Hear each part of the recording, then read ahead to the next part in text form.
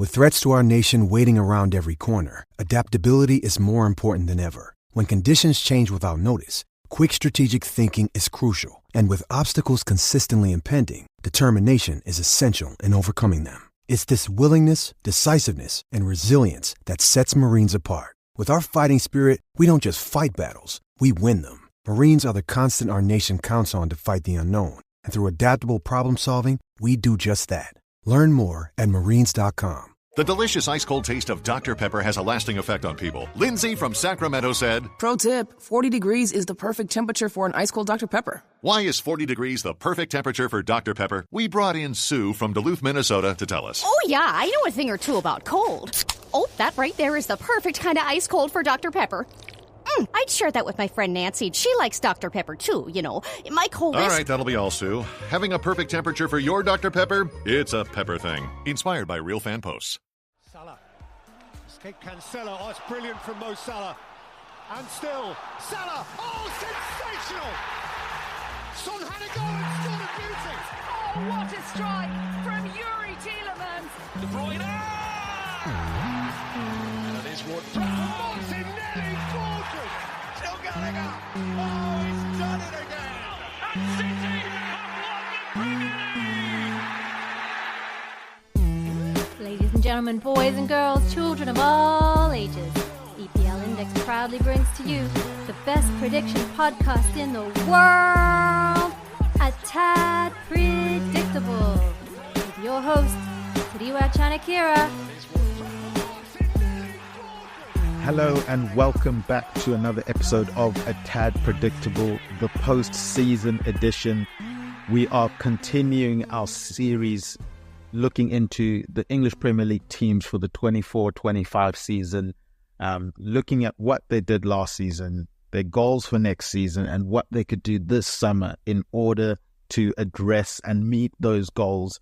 This episode is focused on Bournemouth, a very, very interesting club, one of the more interesting clubs in the Premier League. I think they've positioned themselves really, really well. But before we get into that, obviously last week we discussed Aston Villa. We helped fix them. I thought that was a really good episode, so definitely go and check that out if you guys haven't yet. But yeah, if we talk about Bournemouth, they've been a club sort of that's obviously been hovering in and around the two divisions, now being in the Premier League for a little bit. They're looking to establish themselves and as mainstays in the Premier League, I would say. I think it was 2020/21 when they got when they came sixth in the Championship, and then 21-22 they finished second, which then obviously had them promoted to the Premier League. So a couple of seasons now in the Premier League, and I think, as I said, they're positioning themselves to be a very interesting team in the Premier League. Now, looking at what they need to do, what happened last season for them, I think overall they'll be really happy with the season. Ended up finishing in 12th place. I think he ended up with 48 points at the end of the season. Yes, 48 points. Thank you. I'm getting that in my ear. 48 points for Bournemouth last season. A team that maybe some people would have judged harshly heading into last season, and maybe said they would be one of the teams that would be in and around that relegation zone. We know, obviously, they had the manager change. Huge thing to do, I guess, if you're Bournemouth, to change your manager like that, because of maybe the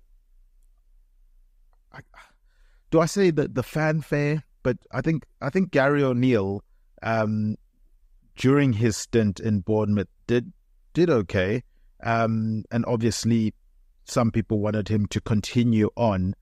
He then obviously moved to Wolverhampton, but they're looking around and you're wondering, who are they going to bring in? What type of manager they're going to bring in? They end up bringing in Andoni Iraola, who I thought was a very interesting choice from an ambitious perspective. It's definitely going a different way maybe from what we would have thought Bournemouth would have gone. They had Eddie Howe, they've had Gary O'Neill, obviously going with a different style of manager as well, different style of play, a manager that had been quite successful, if I can say, at Rayo Vallecano, where he was the underdog looking to take it to some of the bigger teams and then get really good results that way. As I said, I think he did really well at Rayo Vallecano. And because of that, I thought he was a perfect fit for Bournemouth. Plays exciting football, fast-paced, aggressive football, not afraid to take it to the big teams. We've seen Bournemouth in the past with the likes of Eddie Howe that still like to play good football, and even sometimes it was to their detriment. I know certainly against Liverpool, for example, their style of football just always seemed to suit the way Liverpool played. But I think this time around, it's a style of play, yes, that maybe could be quite risky against the bigger teams, but I think they've held their own overall in the course of the season, and I think they're now looking upwards rather than behind them in terms of what they can do going forward. So yeah, I think a very successful season for them. They obviously had quite a plethora of signings, a whole host of players that were coming in. We had the likes of Tyler Adams and Sinistera coming from Leeds. Obviously, Jadon Anthony coming back off that, the loan from Leeds. But I think Sinistera did well. It was a loan. It ends up being a transfer, and we will discuss that later on in the podcast. You had Tyler Adams, who I thought would have been a really exciting player and under Andoni, and he ends up getting injured. So I guess this season he'll be like a new signing. But yeah, I guess the rest of them, Alex Scott, an exciting signing from the Championship, one of the highly rated young midfielders in England at the moment. Kirkich, which was a big signing, I thought, for them, coming in at left back, and he held his own, and I think he might be someone they'll do well to hold on to this season. So those are just a few of the signings. Obviously, you got the likes of Kluivert and Aarons and Favre.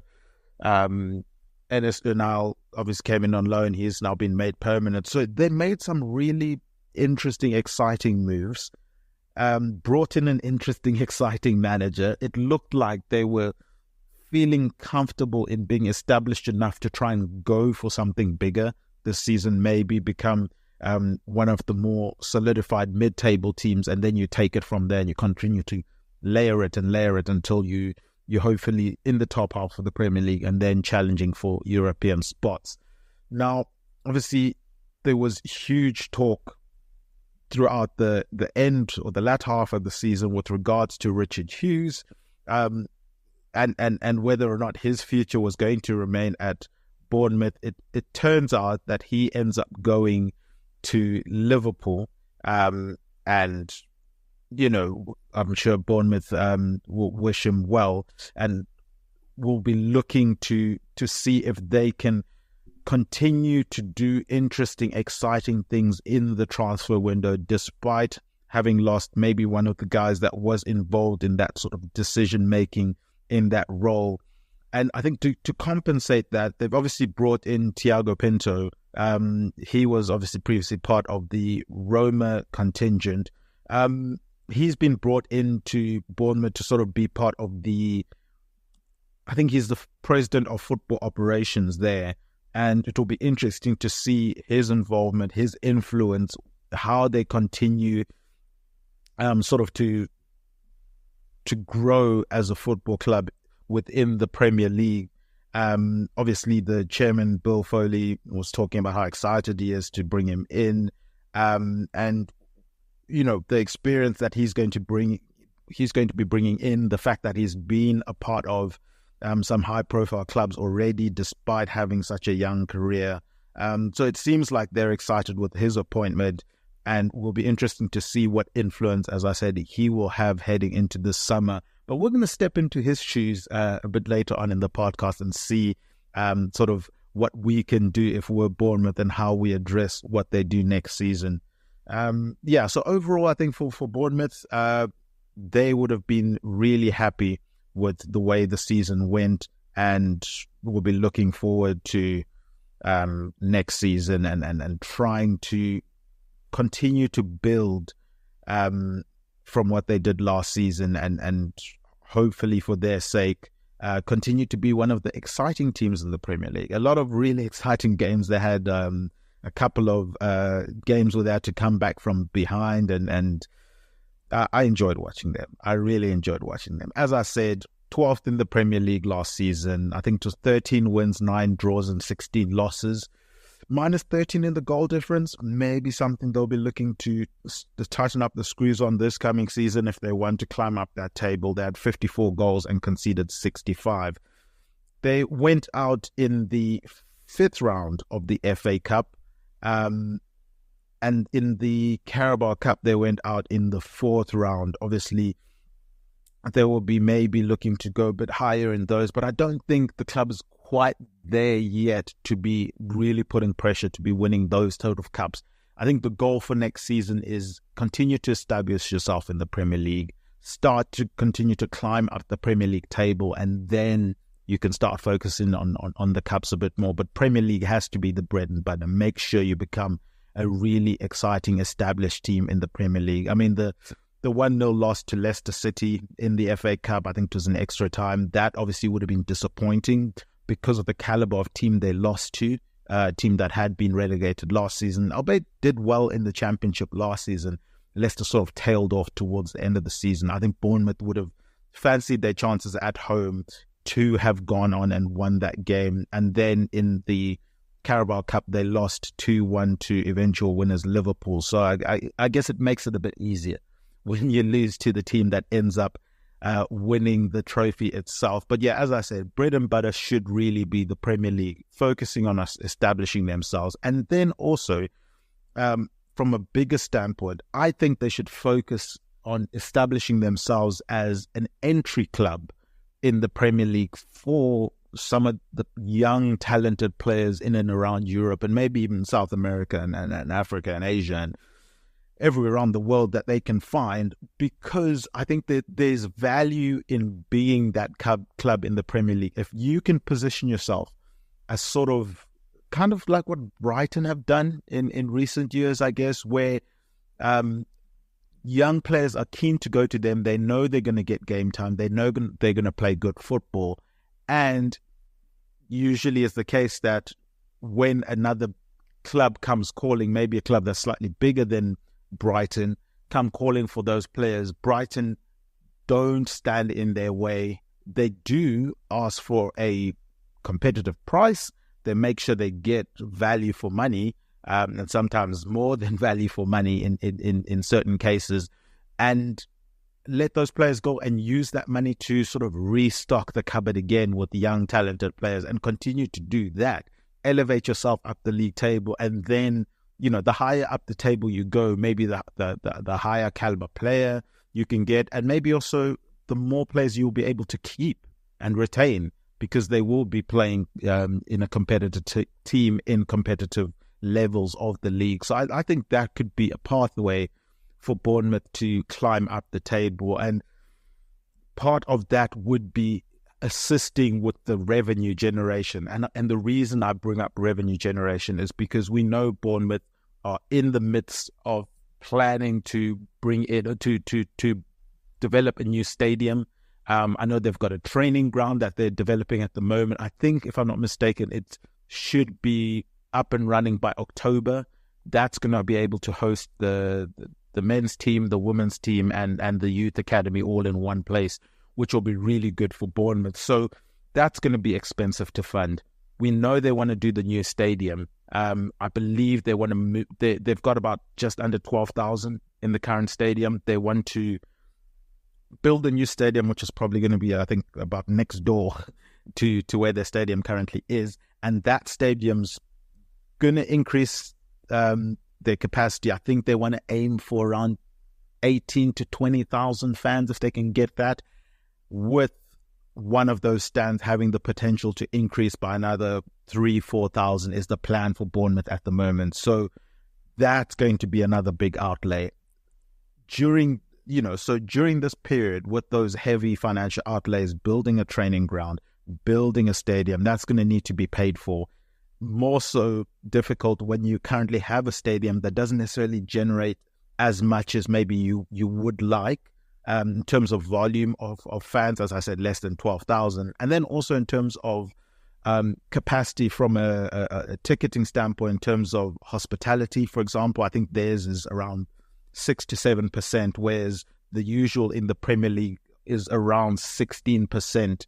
16 to 17% is usually what the Premier League are going for in terms of hospitality for teams around the league. Just a tidbit there in case you were wondering what that figure is. Yeah, the Premier League, they want about like 16 to 17%. Bournemouth is currently at around 6 to 7. So obviously the increased stadium, they will be able to increase their hospitality. That will help with revenues. They've also been able to bring in some of the team from, I guess, the Bournemouth group. We know that obviously the Bournemouth owners have links to the Vegas Golden Knights, and with them, they've brought some of those people over in order to sort of help with things like sponsorship deals, which I think have gone up. I think they've doubled their sponsorship deals over the last year or so, which is pretty impressive. And then they raised the ticket prices, I think the first time in 12 years, 11 years, something around there as well. So they're looking at revenue generating things, and you can see they're trying to grow the club. Obviously, increasing the ticket price might have some pushback from fans, but Bournemouth their position is that it hasn't been a huge increase. And again, all things are relative. It could be a huge increase for some families, but hopefully all the Bournemouth fans can still make it to the game and be able to support their team. But yeah, so that's what I was saying about Bournemouth at the beginning, about being an interesting club. There's a lot happening. Big amount of transfers last year, building a new stadium, building a new training ground, establishing themselves in the Premier League. Bringing in an exciting manager that's willing to play good football, take the game to some of the bigger teams, be more aggressive against, everyone else in the league. I think it's an exciting time to be at Bournemouth at the moment. And because of that, I do wonder when it comes now to player sales, and we'll get into the nitty-gritty of what Bournemouth can do next season. As I said, is establish themselves in the Premier League, get closer to finishing in the top half of the Premier League.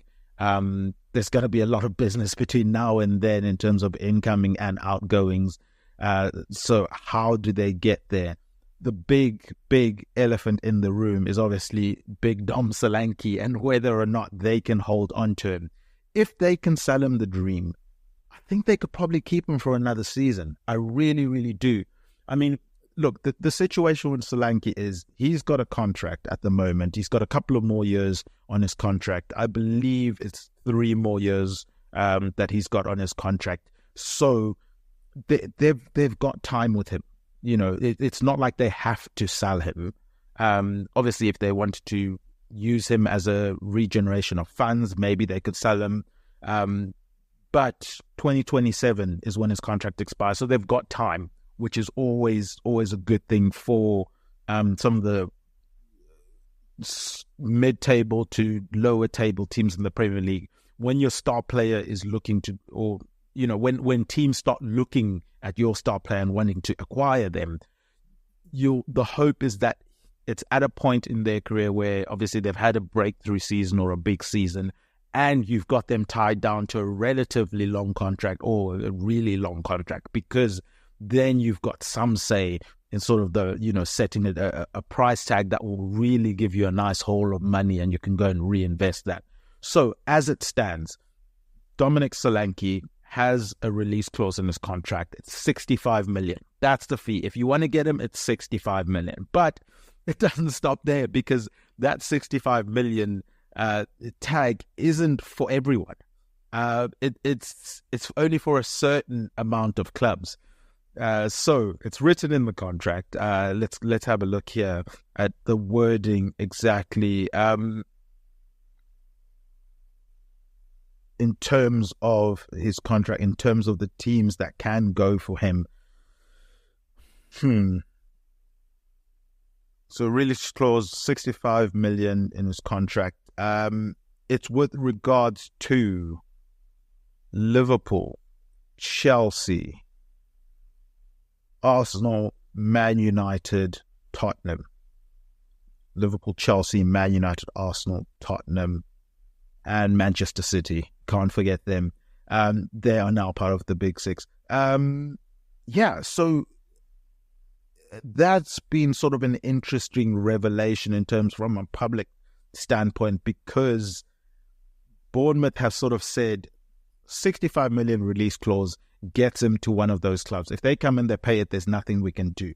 But if you're not part of those clubs, i.e. a Newcastle that were looking into and have inquired about Dom Solanke, Bournemouth are saying, no, we want more than that. This is kind of like we have to sell him because it's in the contract. But if someone else wants him, or if that clause wasn't in there, would definitely be asking for a lot more money than that. That sort of put the brakes on for Newcastle, because I don't know if they're looking to give that kind of outlay for a striker. They've got Isak at the moment. Obviously, if Isak leaves, things may change, but it seems like Newcastle are looking for sort of the yin to the yang for Isak, like what they've been doing with Callum Wilson and Isak, rotating them in and out and bouncing off of each other. It looks like Wilson's heading towards his final months, weeks, days, years at Newcastle, when the next evolution will be Isak plus one, if they can hold on to Isak, or bringing in two more if Isak goes. Solanke is one of those that they've talked about bringing in.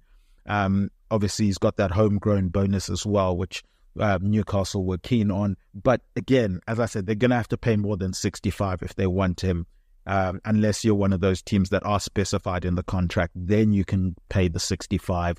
I know, for example, Chelsea are one of those teams that count as, a team that does want him or are looking at him. They're also looking at Alvarez. They've looked at Osimhen in the past. I don't think that's going to happen as things stand. So Chelsea are also in the market for a striker, and Dom Solanke, if they want him, they will know 65 million. I did find it interesting. I saw an article in the Daily Express, if I'm not mistaken, where they were talking about how Chelsea can get revenge over Liverpool as special clause in 65 million strikers deal appears. And, I'm reading this article because I was quite curious, because it said, Chelsea can get revenge on Liverpool. Obviously, Dom Solanke was at Chelsea, moved to Liverpool. Chelsea wanted a big fee, I think around 10 million or so for him. Liverpool refused to pay that. It went to a tribunal. Liverpool ended up paying about 3 million or something like that. So obviously way less than what Chelsea would have wanted for him, or probably could have gotten for him if they had sold him under contract, opposed to him sort of his contract running out and it having to go to a tribunal when a young player does leave and go to another club in that situation in the UK. So the contract goes on to talk about how, the article goes on to talk about how obviously Chelsea might still be, quite bitter about the way that all transpired, but, Liverpool sold Solanke, so if Chelsea are able to buy him back, maybe they can, put one over Liverpool. And I'm thinking, well, Liverpool bought him for, 3-odd million. They sold him to Bournemouth for, I believe it was closer to 20.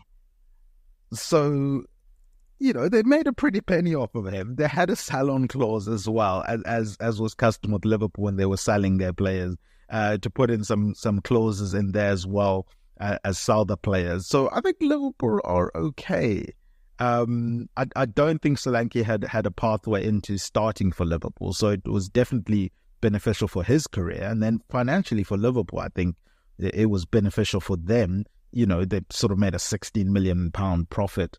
The article goes on to say, but I don't understand how Chelsea then paying 65 million for Solanke is getting one over Liverpool in this situation. I did find that quite interesting, a very unique take on this situation. But yeah, so that's the big one.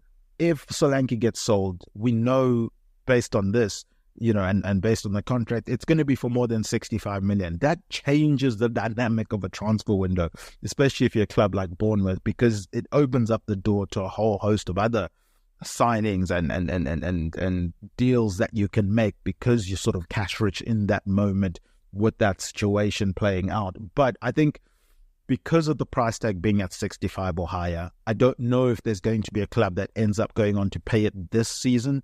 I think maybe some clubs will want to see him do it again another season. And also I do think some clubs might pick Watkins instead of Solanke, might pick an Ivan Toney instead of Solanke. So there are, obviously, Alvarez, as we've mentioned, is maybe looking to leave City. There are other players, other strikers that might be slightly ahead of him in the pecking order that could go to some of the clubs that maybe would have been looking at Solanke had that not been the case. But yeah, so I'm keeping Solanke at Bournemouth this transfer window if they were selling him. And we're looking for replacements. I've got a list here, of who they probably should be going after if they were to end up selling him. So obviously Abel Ruiz, he's not had the greatest season in terms of output. I think he's got 6 goals in the 30 games in Portugal, but stylistically, I think he's a player that could fit the way Bournemouth play, and he could be quite useful for them. I don't think he's going to cost them too much money to be able to get him over the line, maybe at most 20 million for him. Again, that would mean you can spread that money around to other places. I'm looking again for a Spanish player, and I'm looking at Mayoral, obviously former Real Madrid player. He's garnering interest from a few clubs around Europe. I think he could be another one that could be quite an interesting signing for them. Again, looking at sort of the style of Dom Solanke, being able to stretch the field, being able to be a little bit imposing from an aerial standpoint, and obviously you're looking at the finishing as well. So I think he could be another option.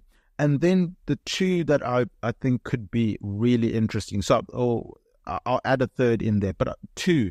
So I've got Jorgen Larsson from Celta Vigo. We know Celta Vigo obviously struggled last season in terms of trying to be relevant in La Liga. They end up staying up, so that was good for them. But he had 13 goals, 3 assists in their 37 games last season. And interestingly, he's spoken about how he wants to play in the Premier League. He's dreaming of playing in the Premier League. And I think he could be one of those signings, as I was speaking about earlier with Bournemouth positioning themselves well, and we'll go into depth with some of the other signings that I propose. Bringing in these young, exciting players who want a chance in the Premier League or dreaming of playing in the Premier League, maybe not quite ready for a Man City to come for them or a Liverpool to come for them. If I'm Bournemouth, I'm saying, hey, come to us. You get to play in the Premier League. We'll get you. You can have a showcase. If a big club comes for you and they want to, come for you, look at Dom Solanke. We let him, in this scenario, we let him go when the moment came. We put a nice clause in his contract. Obviously, we need to respect ourselves and get compensated, reasonably well. If you are successful, but also we're not going to stand in your way. You've got a pathway to exit us if the situation is right for both parties. That's a great bargaining tool, because then you get these players to come in into the Premier League. They got that hunger and drive because they want to prove themselves on one of the hardest proving grounds in world football, and maybe they're playing for a transfer to a bigger team. That's okay for Bournemouth. Use that, leverage that to your benefit, because if they're playing well enough to draw the attention of the bigger teams, it means you're probably going to be going up and up the league table if you get a whole bunch of those type of players that are all playing well and getting moves to bigger clubs, and you can become sort of a feeder club to some of the bigger clubs. That could pull Bournemouth up the table. And then obviously, as I said, once you're more established, once you're more successful, it might be a little bit easier to retain some of these players, and then it gets really exciting about what they could do. He would be my number one target if Dom Solanke does get sold. As I said, a player that wants to come to the Premier League, who's developing really well. I think he would work in a Andoni system really, really well, is Jorgen Larsson from Celta Vigo. Some left field ones, I've got Adebayo from Luton. I thought he did reasonably well for them last season. I think he would get more chances playing for a Bournemouth.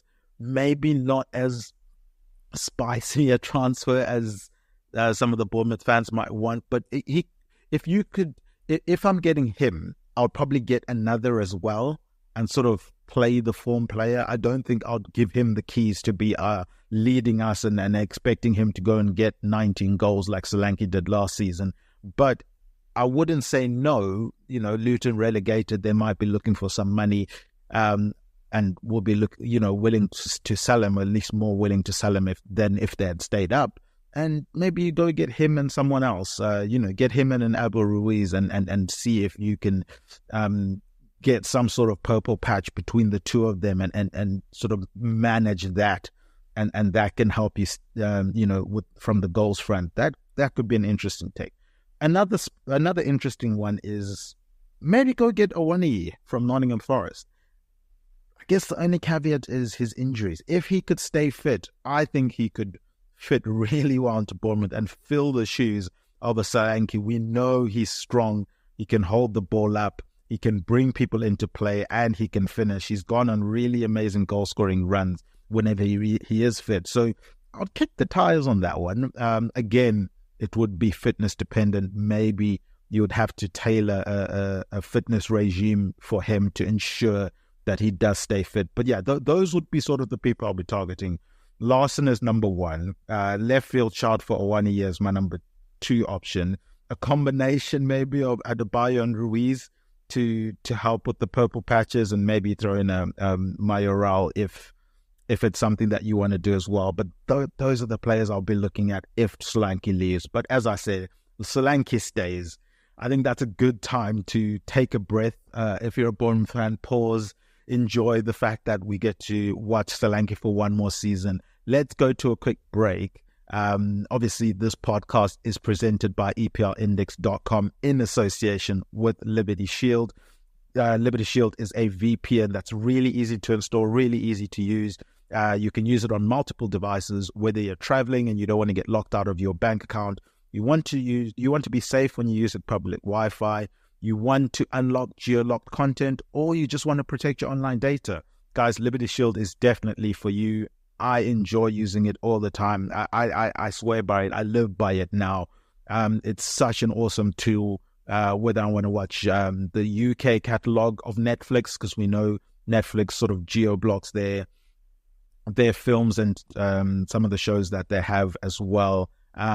I don't have an issue, obviously, when it comes to Premier League games and being able to watch them. We know in the UK it's not always showcased here, but with Liberty Shield, you're able to watch every single game to your heart's content, as well as everything else that it opens up for you. And again, important, keeps your online data safe in this day and age. That's really, really key. But guys, let's go to a quick break, and we will be right back after this short break. All right, we are back. We had a huge sigh of relief because obviously Dom Solanke is staying at Bournemouth as of this podcast, and the way we're looking to fix Bournemouth squad for next season. As I said, it would be 65 million or higher for other teams to get him. I think that might be too much during this season with the sort of profitability and sustainability rules still sort of hardline in place at the moment. Maybe teams might be not so willing to get him, and also the fact that there might be other players that they could probably get for a better price than Solanke. So yeah, he stays. So what does that mean then in terms of what Bournemouth do in this transfer window? They've got a lot of players, a lot of sellable players as well, which is always good, as I mentioned, with the heavy outlay on the infrastructure side of things with the stadium and the training ground. They're going to need to generate a lot of income for this transfer window from sales, because I don't think they're going to get too much of a transfer kitty outright. Maybe 30, 40 million. would be the max that I'd expect for them to get, and then you try and top up with sales. So in terms of transfers, I've gotten rid of Chris Mepham. Obviously, his contract is running down. He wants an exit. There's flirtations from Celtic. So I think that would be a very good move to make. Everyone seems to want it. Celtic want the move. Bournemouth need the move, obviously, for the money. He's not renewing his contract. And the player seems to be interested in the move as well. He's not the only one that's going to be heading to Celtic, because Celtic have a need at goalkeeper. So I know Bournemouth have a lot of goalkeepers at the moment. They've even brought back Mark last season. He was out on loan. They had to bring him back, Tavares, in January, I think it was. And he was sort of competing for the number one job with Neto after Neto had some disappointing performances last season, but inconsistent. So I think Neto, we send him off with well wishes. He's been transferred. He joins Celtic because he will go in to replace Joe Hart there. Again, I think a nominal fee there between 6 and 8 million, I think, would be enough to get the job done. So obviously that leaves a hole in goalkeeper, and we will get to that in a bit. But in terms of some of the other sales, we know another player that has been sort of on the fringes of this team this season, Philip Billing. Signed a new contract not too long ago, but he's not been in the plans for Bournemouth. I don't think he quite fits the style of play for Andoni. So I think he's a player that will be shipped out to try and generate some funds. In terms of interest, I think would be harping back to some of the interest from previous seasons. We know West Ham have been interested in previous seasons. Atalanta have been interested in previous seasons. And I think Atalanta are going to be one of those teams that might get gutted this season. They did really well in European football last season. A lot of eyes were on them. And I think some of their players may be moving along. So I think they need reinforcements. So Philip Billing has gone to Atlanta in this universe for 15 million. And I think that's going to be, it's going to help Bournemouth be able to sort of reuse that money quite well. I think 50 million would be a decent amount if they can get it. An interesting one is Hamid Traore. Obviously came in with a lot of fanfare. Hasn't quite worked out for him at Bournemouth. He had that loan spell at Napoli, which he was quite inconsistent, wasn't always starting games, and they've decided, it's not looking like they're going to take up the option to sign him up.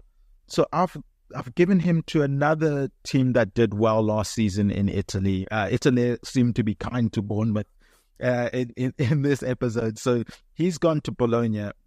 They've got, obviously, Champions League football next season. They're going to need a bigger squad.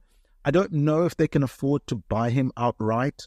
So I've gone with the traditional Italian way of doing things, which is a loan with an option to buy. And then they try and get another loan next season. But that will be next season's problem.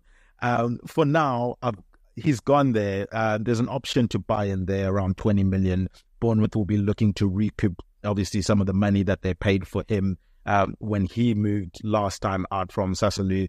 I think it was 21 odd million when he moved from Sassuolo, obviously, again, another Italian club. So he heads back to Italy. So it goes to Bologna based on what we're trying to do here. Another player that goes out on loan, I don't know if this one will be a loan with the option to buy. It's more a loan to see if he can step up in terms of his level of competitiveness. He was at Fleetwood last season on loan. He's had a couple of loans. I had the loan at Stoke. He had the loan at Charlton. Fleetwood, obviously, League 2 last season. Let's step up. This is his level of competition. I've given Kilkenny to Derby. Obviously, they've gone up a league, and we're looking to see if he can sort of elevate his level of competition and still be relevant. They have been promoted to the Championship from League 1. They'll be looking for players, and I don't think they can go and buy players outright. So I think Kilkenny would do well at Derby, and we can see if it's someone that we can then bring back next season and bleed him into the team, or if it's someone we either send out on loan again, or if we look to sell him He's a player under contract until 2025. So next season will be pivotal. It's almost a prove-it season for him to earn a new contract, or we'll have to sell him, because we don't want to have players going out on free transfers. I know the likes of Randolph, Ryan Fredericks, Lloyd Kelly are all going out on free transfers. We want to try limit that, because those are transfer funds that could be utilized by the club. And whilst I'm at it, Lloyd Kelly obviously has been flirting with the move to Newcastle. It seems like it's imminent. But again, he's a player that's no longer on our books, so we're not going to pay too much attention to that. But as I said, yeah, the players that went out as free agents, Lloyd Kelly, Marcondes, Randolph, Fredericks, and Lowe. We wish them well, but we sent them on their way. Some of them reluctantly, and then some of them with our best wishes nonetheless. Let's move on to another player that's sort of been on the fringes. I think his career has started in the last couple of years, and that's David Brooks. I've sent him to Leicester. 7.5 million for David Brooks to go to Leicester. Hopefully he can then go and continue his career elsewhere. I think, as I said, it's sort of stagnated. We've not gotten him to establish himself in the team. He went on loan to Southampton last year. He went there. Obviously, the goal for them was to come up. He was a decent squad player for them. I don't think, convince them enough to make that move a permanent move, especially with them getting promoted to the Premier League. It seems like they're going to be looking for more high-profile players. But I think he'll be good at Leicester. They're a team that might get gutted with the likes of Dewsbury Hall if the continued interest in them becomes more solidified with transfers. So yeah, I've given him to Leicester. We're not giving him 7.5 million. It's not giving anyone. And I don't care how rich or poor you are as a club. But yeah, 7.5 million, he goes to Leicester. It leaves us with two more transfers to get out. Joe Rothwell, another player that's been sort of on the fringes of the squad. I sent him out on loan to Luton. Again, they're losing Ross Barkley. I think they could use someone like him in the squad, obviously just to help with their depth. And then Kiefer Moore. He went on loan to Ipswich last season. He was really, really good for them. He's obviously going to come back, as are most of these players that did go out on loan. They're going to come back, and Donny said they should come back. The club will have discussions with the player to see what they want to do. Do they want to leave because they're not going to get the minutes, or do they want to stand fight for their minutes? But he said, we'll be honest with the players. We'll let them know what the situation is, and then we'll figure out what's best for all parties. But I think what's best for Kiefer Moore is to go back to Leicester. We won't charge them an arm and leg, but 5 million, I think, is decent. So yeah, that's what we've done. Kiefer Moore's gone for 5 million to Ipswich, and we wish him well. So that's given us a bit of money to play with. As I said, obviously the big transfer of Solanke hasn't happened, so we don't have an awful lot of money, but I think we've got enough in terms of sales there. Sales have generated about 30 or 35, 40, if we can maximize all of those deals. And then obviously some of the wages have gone off for the players that have gone on loan. So with that, one transfer has already been made for us because Bournemouth signed goalkeeper Alex Paulson from Wellington Phoenix. I believe he's South African as well. He's got South African heritage in there, South African New Zealand player. So he's a goalkeeper that's come in. I don't think he's coming in to start. He'll come in, obviously, in that very bloated goalkeeping backroom for Bournemouth. So it'll be interesting to see some of the other fringe goalkeepers go out on loan or get sold. We brought in, obviously, Sinistera. The loan has become permanent for 19.75 million for him. Enes Unai, obviously, Bournemouth have announced that one. He's come back for 14 million from Getafe. The loan has been made permanent. Now we're looking at players that we're bringing in. The big one for me is, I spoke about the hole in the goalkeeper slot. Obviously, you need to have a good goalkeeper just to keep things stable at the back. I've brought back Ramsdale, and I've done something really cheeky, because we know Arsenal are asking for a ridiculous amount of money. They're not going to get the 50, 60 odd million that they want for Ramsdale. It's not happening. No one's paying that. Not in this day and age and market. Not when we've got to worry about profit and sustainability rules. It's not happening, guys. So Arsenal, they're going to have to they're going to have to take some humble pie here. And I think this is one that Bournemouth are going to have to call Arsenal's bluff.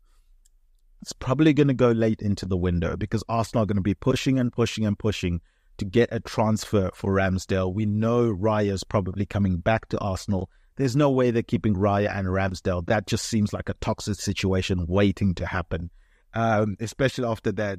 Given Ramsdale a brand new contract, promised him, the keys to be Arsenal's goalkeeper, and then went and signed another goalkeeper like a couple of months later. So they have to get rid of him just to make sure that situation doesn't become as rotten as it could be, in my opinion. So I think Bournemouth are in a favourable position here. Obviously an ex-Bournemouth player, one that was potentially touted to become a leader and a captain at Bournemouth if he had stayed. And I think Bournemouth can get him in on loan with an option to buy. We've spent time, obviously, a lot of time in Italy with some of the sales that we've made and some of the loans that we've made, and we've learned a thing or two from them. These loans to buy seem to be quite good. So yeah, that's what we're going to do. We're going to tell Arsenal, look, you can't keep him this year. Let's be honest. It's not going to work out for you to keep him. We'll take him on board. We'll test the waters with him. We'll see how well he adapts to being back at Bournemouth. And if it goes well, we'll make the transfer permanent. But yeah, I don't think we're in a position to make a big transfer outlay on him this season. So yeah, that's the situation.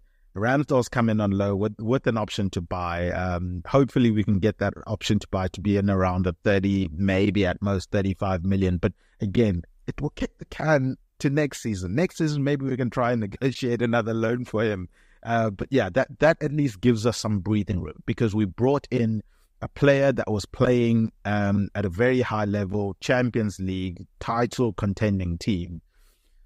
And we've brought him in for effectively not that much in terms of outright outlay from the outset. We've kicked that can over to the next year. And again, that might tie in well with the Solanke thing, because if Solanke then gets sold next year, we've got a little bit more room to make that Ramsdale transfer possible. If Solanke gets sold this year, and then say we go get a Larson who's not going to cost too much, maybe at most 25 million from Celta Vigo, we would have money to make that Ramsdale deal permanent this time around. But without the Solanke deal, I don't think it's possible with all the things we need to do off the field as well. So Ramsdale comes in, really happy with that. Glad Arsenal agreed for him to come in on loan for us. Then we need to fix some of the other positions that have holes in them in our squad. So I'm looking at the squad. I'm looking at what needs to be done. We filled the hole in goalkeeper. Right back would have been a position we'd want to upgrade this window, but I think we'll be fine to just leave it with Ramsdale and Smith for another season. But that's definitely one next season that we will be targeting and looking to address. So keep an eye out for that next season. So we'll keep Max Aarons, who came in last year, and Smith at the right back. Left back, obviously, we got Kirkic. We've got to hold on to him as well. He is one that's garnering interest from a whole host of clubs. Again, with the identity that we've sort of identified and tried to nurture and grow of bringing in these young, exciting players, putting them in the shop window, and we can always sell them for a huge profit. I think Kirkic is a great example of that. He's come in for a decent price. He's done really well for us, and we could probably sell him for a lot more than the 40 million we paid AZ Alkmaar for him for. So yeah, I'm hoping to keep him another season. If he goes, we can always go get a Nets or something like that to come in at left back. But I've kept Kirkic for this season, and I've brought in a backup. Now, the question was, do we bring in a more senior backup, or we go with that young player again? And I'm loving this young recruits thing.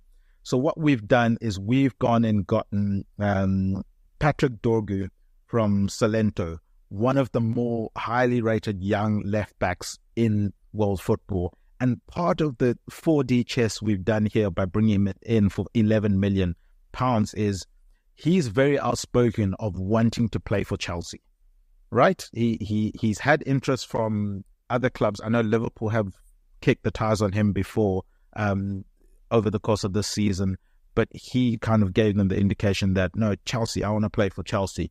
So you know what? We're going to bring him in for that 11 million. He can sort of rotate with Kirkic based on, we can manage those minutes. Get him in the shop window. Maybe in a couple of years, say, hey, Chelsea, do you need a left back? Yeah, he's going to cost you 30 or 40 million. And then we'll reinvest that money. So that's what we've done. Dogu comes in, a young, exciting left back. I think he's 18 years of age at the moment, Nigerian and Denmark origin. I'm really excited about him coming in. Him and Kirkic sorts that left back position out for us. We'll be really, really strong down that left-hand side if we can get that deal done. Another position, obviously, that we'd be wanting to not necessarily fill from a starter's position, but fill from a depth position is centre-back, right? We've obviously got Senesi, we've got Zabarni as well, and we need to bolster that centre-back room and get a bit more depth in there. What I've gone and done is I've gone to Peterborough. I've said, look, Ronnie Edwards ain't signing a new contract. He's got 1 year left on his contract. Time and time again, you've priced him out of a move. I know they wanted closer to 10 million for him. 8 million? 8 million with some add-ons. Maybe we can add in a sell-on clause as well for you there. He's got 1 year left, guys. You have to sell him now. You didn't get promoted in the way you wanted to. You haven't progressed in the way you would have wanted to as Peterborough. Let's bring him in. He's young enough where he can sit, and deputize to the starters, but can still come in and give us valuable minutes when we're rotating. And I've done the same thing in terms of bringing in another young centre-back. I've brought in the young Argentine Nicolas Romero. Now, he's a very, very exciting player. He was at Tucumán in Argentina. As I said, he's really, really exciting, highly rated in Argentina. Part of this is the Brighton model with their Colombian connection, where they bring in these young Colombians. I'm bringing him in for a reasonable fee. I think it's 5 million is probably what you can get him for. So if we bring him in, and there's no pressure on him, okay, he's brought in purely as a developmental player. He can hover in and around the first team. If we get really bad injury crisis, obviously he can step in and play. Maybe not quite ready now for Premier League football, but if we can continue to develop him, that 5 million is going to look like peanuts because he looks like a player that is very, very highly touted. Decent height at 6'1", big stocky guy. I think he could be quite a smart signing. And again, it's with that resale value in mind, which you always got to keep with Bournemouth now moving forward based on how we see them going forward. So he's come in. We've sorted out our centre-backs. By bringing in Edwards, by bringing in Romero as well, I think that helps solidify that position. What we've also gone and done now is look at the last position that I think we need a little bit more depth in, and that's centre midfield. Obviously, Adams is going to be back. He's going to be like a new signing. That will be interesting for us, and I can't wait for that to happen. But we're going to bring one more in. We're losing the likes of Billing, as I've mentioned. The David Brooks are going as well. I've brought in Gustavo Hammer from Sheffield United. Obviously, also a player that, yes, he got relegated last season, but I thought towards the end he started to really showcase what he is about and why he got that big move from Coventry to Sheffield United last season. I think he could be decent signing in that midfield, in the mold of some of the midfielders we have who are really good at dropping deep to collect the ball, quick on the turn, got a decent pass, a little bit of flair to him as well. I think he suits this exciting midfield that we're starting to build with the likes of Adams and Cook and Alex Scott in there. I think that is a fantastic transfer window for Bournemouth, and I think that would help them continue to develop what they're developing and become an established Premier League team, one where young exciting players want to go because they know they've got the platform to showcase, because they're going to be playing really good football under Andoli. And hopefully for Bournemouth's sake, that helps pull them up the league table with these young, exciting players. So again, we've sold Metham, Billing, Traore, Kilkenny's gone on loan, Brooks has gone to Leicester for a sale, Neto has gone to Celtic for a sale, Moore's gone to Ipswich for a sale, and Rothwell's gone on loan. We've brought in, obviously, Sinistero, we've made the loan deal permanent. Unai, we've made the loan deal permanent. Ronnie Edwards come in for depth at centre-back. So has Romero coming in for depth at centre-back. Dorgu has come in as the backup left-back with really good potential. Also, he's cover for if we sell Kirkic next season, Dorgu would have had at least a year to bed in and settle in, and maybe he can take that role and would bring in another young guy. You got to think about that stuff as well. And then Ramsdale, the big signing for us. Ramsdale on loan, the very cheeky big signing. Ramsdale on loan. Arsenal wouldn't be able to sell him this window. I know, look at who are Arsenal going to sell him to. I always tell people this. People always, when they're looking at transfers and everything, they're like, we should sell this player, we should sell. My number one question when you're talking about selling players, who's buying that player? At the moment, no one's buying Ramsdale, certainly not for the 50-odd million Arsenal want. You look along the Premier League, I don't know if Ramsdale would go overseas. So let's just look at the Premier League at the moment. I don't know who in the Premier League is buying Ramsdale. I'm sorry. There's just no room for him to be the starter. I'm looking maybe at a Newcastle. I think Pope's still the number one. Their intention is Trafford, the backup, and then he will eventually take over. Apart from that, I'm really not sure who else would have been going in for Ramsdale. Everyone else is kind of stuck. Maybe you're Chelsea with their unsureties with regards to their goalkeeper situation. But again, you never know at Chelsea. Maybe Chelsea could be the one. But again, I'm not seeing it happening at the moment. So he's come back home on loan. And that is a brilliant way for Bournemouth to continue this legacy of growing as a football club, an established football club in the Premier League. But guys, that's going to do it for another episode of A Tad Predictable. I really had fun with this Bournemouth one. That was really good. I enjoyed Bournemouth. It might be the team for A Tad Predictable next season. That's certainly where my vote's going to go. Obviously, it's a team vote. Unfortunately, it's a democracy, not a dictatorship. So we'll see where the votes tally. But that now the team that I'll be pushing for next season for the team for A Tad Predictable. Obviously, last season we had Fulham.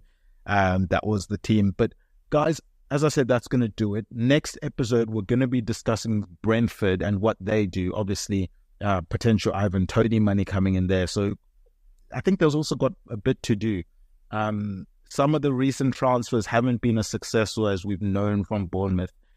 So we're going to dive into that and what they can do, what they can expect from next season. But guys, from my end, also, just go check out EPL Index website. All of the news that you guys could wish for, transfer news, etc., is all there if you want to just see it in word form. Go and check out the Two Footer podcast with Dave Hendrick. He's going to be discussing all the hardest topics in this postseason. Obviously, go and follow at EPL Index on Twitter. Go and follow at A Tad Predictable on Twitter. Give us 5 stars, write positive comments. That stuff really helps us out when you subscribe to EPL Index on your podcast providers. I've been Tadiwa Chanakira. You can find me on the Twitter handle at TadPredicts. Huge thank you to Obi Semenya and Jody. She's at Spursy141. He's at John Empire SA. Our producer behind the glass, he's been in my ear with some of the really key facts. Thank you very much, Mr. Guy Drinkle. He's at Guy Drinkle on Twitter. And remember, Chisinga Perry, Chino Shira. And still, Salah, sensational! Son had a goal and scored a beauty! Oh, what a strike from Yuri Tielemans! De Bruyne! That is what Martinelli gorgeous! Still going up! Oh, he's done it again! And City have won the Premier League! Sports Social Podcast Network.